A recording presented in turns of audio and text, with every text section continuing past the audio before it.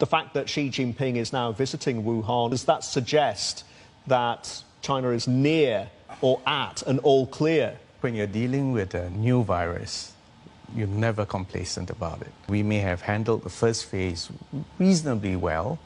We should not sound the all clear.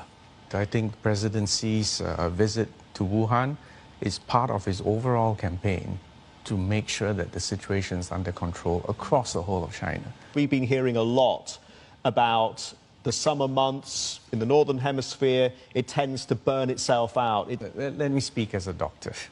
This is a new virus. It is very dangerous and wishful to make that assumption that this will disappear in the summer months. We should be prepared, assume the worst, even if we're hoping for the best. Is this going to affect the timing of the election? You'll have to ask the Prime Minister that, but the election is not the most important thing right now. This is a time to focus on delivery. The politics will take care of itself. There's this sense that the U.S. is almost laughably far behind in terms of preparedness. Is that fair? I would not want to engage in that kind of polemic. The United States has got enormous resources at its disposal. It's a matter of getting it organized and getting it delivered. So let's wait and see. I would never count the Americans out. Okay. This is a global phenomenon. In fact, most of the new cases are now arising outside of China. Maps which do not reveal any cases probably are indications of lack of testing. Zoom in now to Singapore. In the initial phase, it's obviously about border control, preventing the import. The next phase, hard containment, which means identify, isolate, treat, keep mortality low. As long as your healthcare systems are not overwhelmed, we believe you can get mortality rates at about 1%, hopefully even lower. Beyond that, you want to ensure that the peak does not exceed your intensive care capacity of your systems. Be prepared for the long haul. In fact, this is an acid test of every single country's quality of healthcare, standard of governance, and social capital. And if any one of these tripod is weak, it'll be exposed quite unmercifully. The latest data indicates that in 19 days, if you miss it, the number of cases will increase by a factor of 10. That's actually what happened probably in Europe and in Iran. In the case of Singapore, we're determined not to take our eye off that ball. One great advantage we have in Singapore is not just being able to deliver, but that our people do it. That social capital of trust and compliance when the chips are down with an extreme situation is absolutely crucial. For the people at home, though, we've noticed in the last 2-3 days or so, the number of infections, confirmed infections, has actually jumped. How concerned should people be? What are you telling them? I think we should remain eternally vigilant.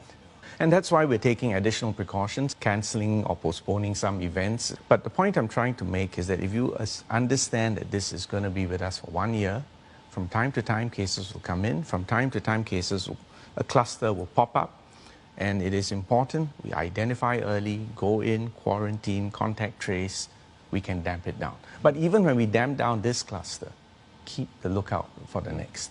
It's no accident that so far, we've had zero mortality. Now, we cannot assume we'll have zero mortality. That's not possible. We have more than enough capacity for now, and our objective is to make sure we always stay ahead of the curve. But let me tell you as a doctor, these are things which you can't just build up overnight. It's years and years of investment in people, in systems, in capacity. Even from a foreign policy point of view, we now have test kit diplomacy.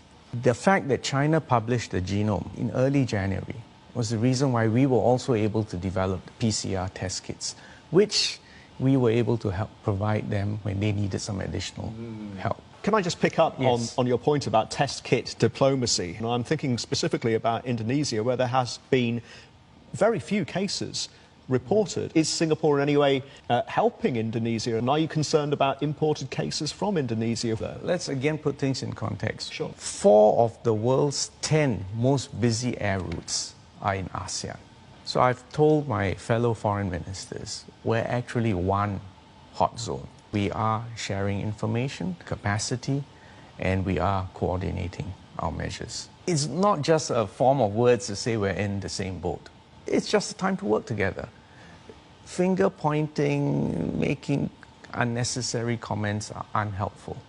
This problem and its aftermath, its economic aftermath, is going to last at least a year, which means anything we do needs to be sustainable and sensible for the long term. What makes you think that this situation is going to drag on for at least a year? Well, you see it has exploded. If this had been, like SARS, confined to East Asia, Singapore, it took us about 4 months to get over, probably about 6 months for the economic impact to wear out. This time, It's going to be worse and it's longer. going to be longer, and it's going to be all countries. So you need to be psychologically prepared. Do you think that this changes the relationship between Singapore and China? We were one of the first to announce some travel measures, but I can tell you that China has also told me they understood. There's been close communication looking beyond that. For the next 1 year, how do we reboot economy? How do we handle a sustainable posture for travel? Yes. And how do we keep life going? Because you see, there is also a fallacy that there's a trade-off between healthcare and the economy. Actually, they're both sides of the same coin. If you don't have an economy, if you don't have resources which you can devote for healthcare and for keeping a society going, you then face a very sticky situation. Singapore cannot lock itself out of the world, nor can we shut down.